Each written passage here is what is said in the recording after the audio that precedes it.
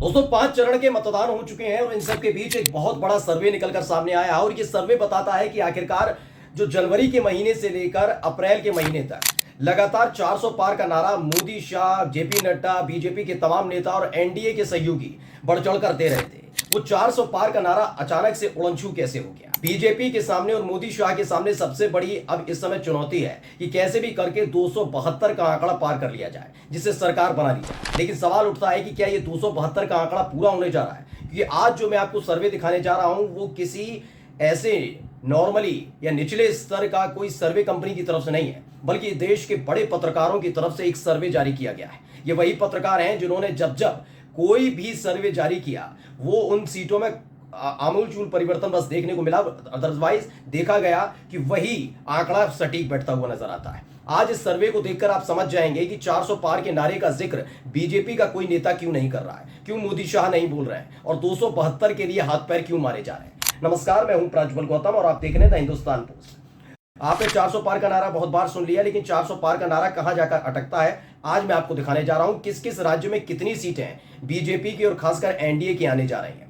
वैसे तो आपको पता ही होगा कि 272 का वो जादुई आंकड़ा है जिससे सरकार बनती है, लेकिन इससे बढ़कर 400 पार के नारा दिया गया था। वो दिया क्यों गया था वो पहले मैं आपको बता दूं, क्योंकि राम मंदिर की प्राण प्रतिष्ठा हुई थी। मोदी जी को लगा कि वो बन गए हैं पोस्टर बॉय और पोस्टर बॉय बनने के बाद पूरा हिंदू एकजुट होकर उनको वोट कास्ट करेगा। लेकिन हिंदुओं ने उसमें भी विभाजन हुआ और मोदी जी की तरफ और खासकर बीजेपी की तरफ जाने के लिए तैयार नहीं है। कई राज्य इसमें शामिल हैं। अब मैं आपको सिलसिलेवार तरीके से बताने जा रहा हूं। सबसे पहले देखिए, उत्कर्ष सिंह है, उन्होंने ट्वीट किया, क्या लिखा? अखिल भारतीय पत्रकार एवं लेखक संघ ने एक्सपर्ट्स के आकलन के आधार पर दावा किया है कि आज की तारीख में एनडीए गठबंधन को 250 सीटें, इंडिया गठबंधन को 253 सीटें और अन्य को 40 सीटें मिल सकती हैं। ये बताया जा रहा है कि इंडिया गठबंधन 253 सीटों तक पहुंचेगा। ये हंग असेंबली के बारे में कहा जा रहा है पत्रकारों की तरफ से। अब राज्य दर राज्य क्या क्या स्थिति है, पहले इस पर एक नजर डालिए जो इन्होंने अपनी तरफ से बताई है। इन्होंने बताया है कि आंध्र प्रदेश में जो सीट है, पहले इनको 3 सीट मिली थी, इस बार आंध्र प्रदेश में 6 सीटें मिल रही हैं, यानी कि एनडीए को ज्यादा सीटें मिल रही हैं। वहीं पर इंडिया गठबंधन को एक भी सीट नहीं मिली थी, लेकिन इस बार 1 सीट मिल रही है। अरुणाचल प्रदेश जो पूर्वोत्तर का राज्य है, वहां पर 2 सीटें इनको मिली थी, दोनों की दोनों सीटें इनके पास गई थी, लेकिन इस बार सिर्फ 1 सीट मिलेगी। वहीं इंडिया गठबंधन को 1 सीट मिलेगी। आसाम की बात करें तो 9 सीटें मिली थी, लेकिन इस बार इन्हें 8 सीटें, एनडीए को 8 सीटें मिलने जा रही हैं। आसाम चूंकि बीजेपी का क्षेत्र है, बीजेपी की सरकार है, वहां पर तो मात्र 8 सीटें मिल रही हैं, 1 सीट का घाटा हो रहा है। लेकिन यहीं पर देखने को मिल रहा है कि जहां इंडिया गठबंधन को सिर्फ 3 सीटें मिली थी, इस बार 4 सीटें मिलने जा रही हैं। बिहार में 39 सीटें मिली थी, आपको याद होगा 17 सीटें बीजेपी ने जीती थी और 16 सीटें जनता दल यूनाइटेड और 6 लोक जनशक्ति पार्टी ने जीती थी। कुल मिलाकर 39 सीटें एनडीए ने जीती थी, लेकिन इस बार 20 सीटें सिर्फ मिलेंगी, यानी 19 सीटों का घाटा होगा। जबकि इंडिया गठबंधन को सिर्फ 1 सीट मिली थी, लेकिन इस बार 20 सीटें मिलने जा रही हैं।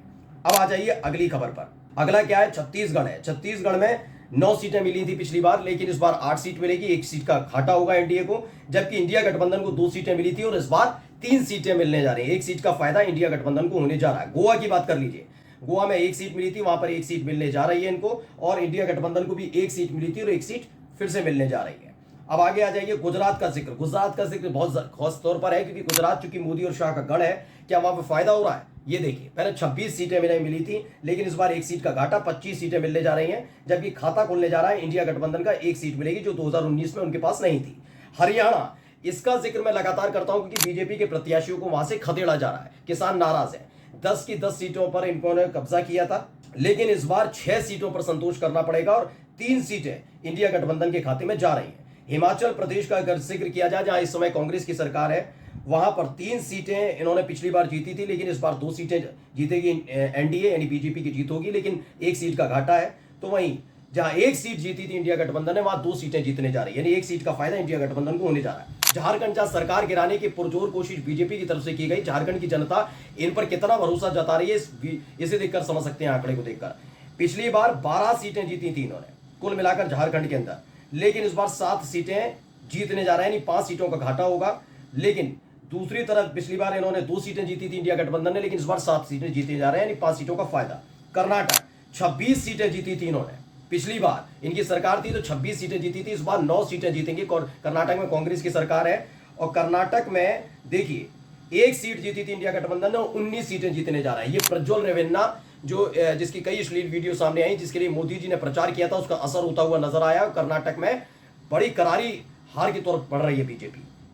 अब आ जाइए केरल, जहां तक खाता पिछली बार भी नहीं खुला था, कहा जा रहा है इस बार भी नहीं खुलेगा और इंडिया गठबंधन 20 की 20 सीटें जीत जाएगी। आंध्र प्रदेश के बाद मध्य प्रदेश, केरल के बाद मध्य प्रदेश पर आते हैं। 28 सीटें जीती थी मध्य प्रदेश, बीजेपी की सरकार है, लेकिन इस बार सिर्फ 24 सीटें जीतेंगे, नहीं 4 सीटों का घाटा होगा।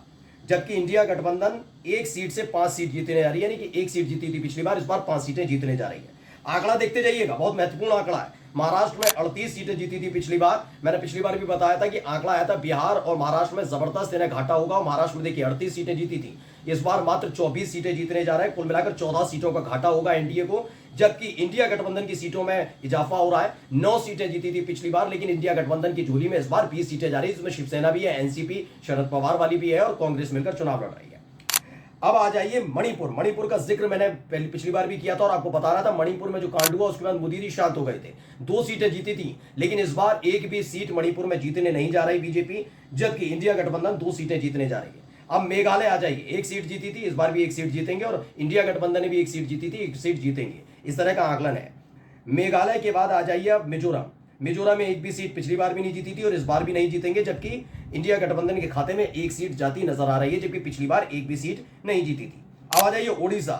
ओडिशा में इन्होंने 8 सीटें पिछली बार भी जीती थी और कहा जा रहा है इस बार भी 8 सीटें जीत सकते हैं। और इंडिया गठबंधन ने जहां 1 सीट जीती थी वहां अब 2 सीटें जीतने जा रही है, इंडिया गठबंधन के खाते में आएगी। पंजाब में स्थिति जस की तस बनी है, कहना है इनका, लेकिन मुझे इस पर थोड़ा सा डाउट है, क्योंकि पंजाब में जबरदस्त विरोध चल रहा है। लेकिन फिर भी 2 सीटें पिछली बार भी जीती थी एनडीए ने, इस बार भी 2 सीटें जीत रही है। जबकि पंजाब के अंदर 9 सीटें जीती थी इंडिया गठबंधन ने, उस बार 10 सीटें जीतने जा रही है। राजस्थान के अंदर देखिए 24 सीटें जीती थी इन्होंने। राजस्थान में बेड़ा गर्क हो गया। राजपूतों का, क्षत्रिय समाज का आंदोलन जो गुजरात से शुरू हुआ था वो राजस्थान तक पहुंचा और राजस्थान में इसको लेकर भारी नाराजगी बीजेपी को लेकर लग रही है। पिछली बार 24 सीटें जीती थी इन्होंने, लेकिन इस बार 15 सीटें जीतेंगे, यानी 9 सीटों का घाटा होगा। जबकि इंडिया गठबंधन जिसने 1 सीट जीती थी 25 में से, वो अब 10 सीटें जीतने जा रही है। राजस्थान का यह हालत है। सिक्किम देखिए, पिछली बार भी कुछ नहीं जीता था, इस बार भी कुछ नहीं जीतेंगे, यही इंडिया गठबंधन के साथ है।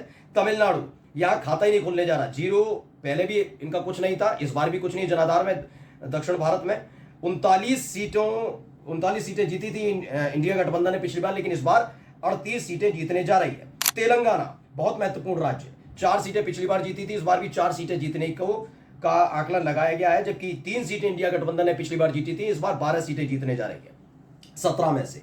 अब त्रिपुरा में आ जाइए, 2 सीटें पिछली बार, इस बार भी 2, लेकिन इंडिया गठबंधन का यह खाता नहीं खुलेगा। कहा जा रहा है त्रिपुरा में बीजेपी की सरकार है। उत्तर प्रदेश में 64 सीटें जीती थी पिछली बार, लेकिन इस बार मात्र 48 सीटों पर एनडीए सिमट कर रह जाएगी, 16 सीटों का घाटा। जबकि इंडिया गठबंधन की जबरदस्त है, 6 सीटें जीती थी पिछली बार, लेकिन इस बार 32 सीटें जीतने जा रही है।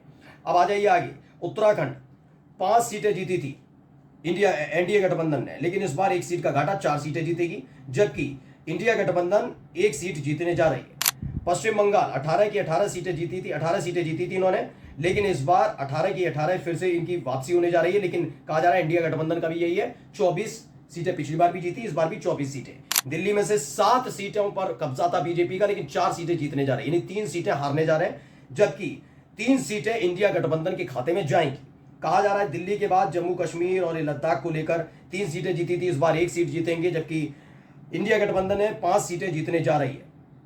अलग अलग राज्यों का मैंने बता दी, केंद्र शासित राज्यों का कुल मिलाकर यह आंकड़ा निकल कर आया। एक जैकी यादव ने भी डाला, इनको समझना होगा। इन्होंने लिखा है कि ये संजय कुमार है, जिनका चेहरा रखा हुआ है। ये CSDS के फाउंडर और चुनाव विश्लेषक हैं। इनके चुनावी प्रेडिक्शन कहीं तक क्रेडिबल माने जाते हैं। इनका इस चुनाव के लिए मानना है कि अब चर्चा बीजेपी की 400 सीट या 370 सीट की नहीं हो रही, बल्कि अब चर्चा हो रही है कि अपने दम पर 272 सीट लेकर आ पाती है या नहीं, और अगर नहीं भी ला पाती है तो मेजोरिटी मार्क से कितना नीचे होगा। अब ऐसा अनुमान लगने लगा है कि बीजेपी बहुमत का आंकड़ा पाती है तो वो 272 से 274 होगा, और यदि बीजेपी नीचे भी जाती है तो 5-7 सीटें उनके बहुमत से नीचे चली जाएं। यानी कुल मिलाकर बीजेपी फंस गई है, 400 पार का नारा उड़न छू चुका है। अब मुद्दा यह है कि क्या वाकई सरकार बना पाएगी बीजेपी, और क्या वाकई राहुल गांधी ने जो कहा था इस बार प्रधानमंत्री नहीं बन पाएंगे मोदी, ये संभव है क्या?